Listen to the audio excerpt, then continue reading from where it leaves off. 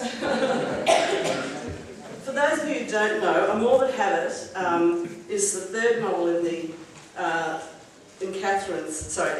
Annie's Catherine Berlin series. In Her Blood and A Bitter Taste are her first two books, and her heroine, Catherine, is also a registered heroin addict, except by book 3, she's now on a prescription substitute. And of course, it's a key thing for the book, and Catherine admits, at the age of 57, she sometimes felt she was a living embodiment of the history of drug policy. The action itself starts just before Christmas on the night shift at a London warehouse, where she's told by her supervisor and offered a little bribe to ignore a van that's been removing something from the warehouse, except she knows that the van's been dropping something off. And she tells her mate, a journalist, and that's one thread of the plot, but then unexpectedly she's offered a short-term job in Moscow to do a due diligence test on Mikhail Gerasimov, a potential business partner for a British firm. And I didn't realise that the former Soviet Union with Russia is the #1 or the fastest growing business partner for the UK these days. Catherine has no hesitation in accepting the job. She's broke.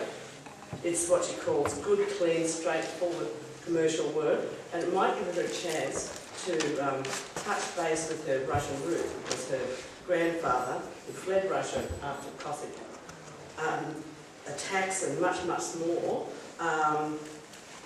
is Russian. So, of course, it doesn't turn out to be good, clean, straightforward commercial work.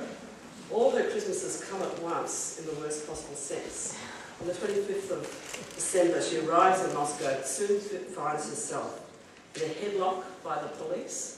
She has a passport and also her drugs, her substitute drugs, seized. She's then thrown out of her hotel and shot at.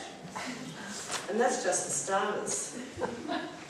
So interweaved into all of this are the strangulation of a Russian man being investigated by Major Utkin of the Moscow Criminal Investigation Department, and the involvement of another Russian policeman, Yuri, in the arranged death of his lover Marina's husband, which he sees as murder, and she describes as liquidating an enemy.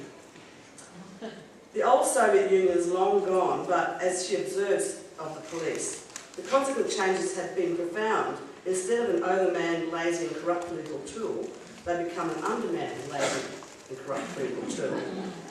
So it's a very complex plot where London and Moscow threads intertwine to come to a very satisfying conclusion at the end. There's a lot of darkness, and I'm not just referring to the winter. And as Angela Savage notes in her review of A Morbid Habit, there are no good guys and bad guys. Everyone is dirty, with the exception of Berlin. And even her case, as she admits on the second last page, she was clean but she felt dirty. And like the plot, Catherine herself is a very complex character, and Melanie McGrath observed in a really terrific article published in The Guardian on Monday that much of the crime fiction popular with women features a female protagonist. She's usually a strong, if a little frayed, around the edges, in other words, an every woman. Catherine fits that bill, but she's rather more frayed around the edges. There's a certain bleakness to her character, but it's more than balanced by her wry and acute observations and the intelligence that she brings to everything she sees and does. I can't wait for her next outing. I'm glad that you're doing number 4. Now, Annie herself is going to say a few things. She's threatened to do it in Russian. Yet. But she might read her prologue, which is not a prologue. That's right. When you call it a prologue, you can have a prologue. This is a joke that she was talking about with the publishers. earlier this morning she was saying how Pubby says, no, you can't have a prologue. So she just took the word prologue off. I didn't notice. So, anyway, please welcome.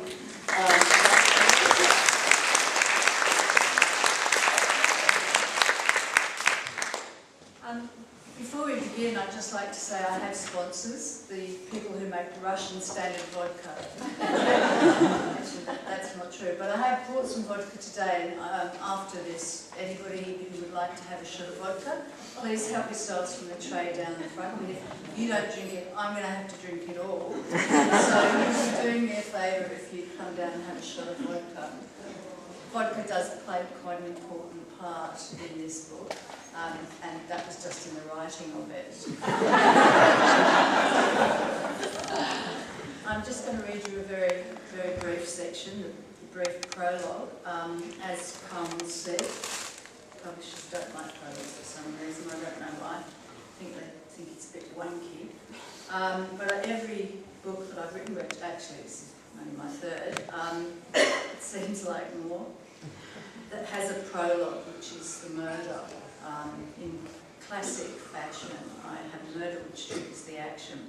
And this is the first murder, which actually occurs in Moscow, although the action of the book starts in London. The hands were warm, soft fingers but flesh imbued with iron, squeezing.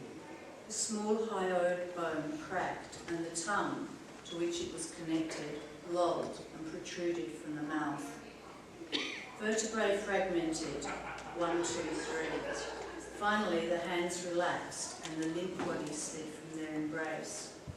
The crackle of cellophane was followed by greedy sucking and a fruity scent which hung in the still air. The sweet wrapper lay where it had been dropped on snow, which gleamed blue in the moonlight. Blood turned to ice and sealed the nostrils. Let's go home, came a whisper. Thank you.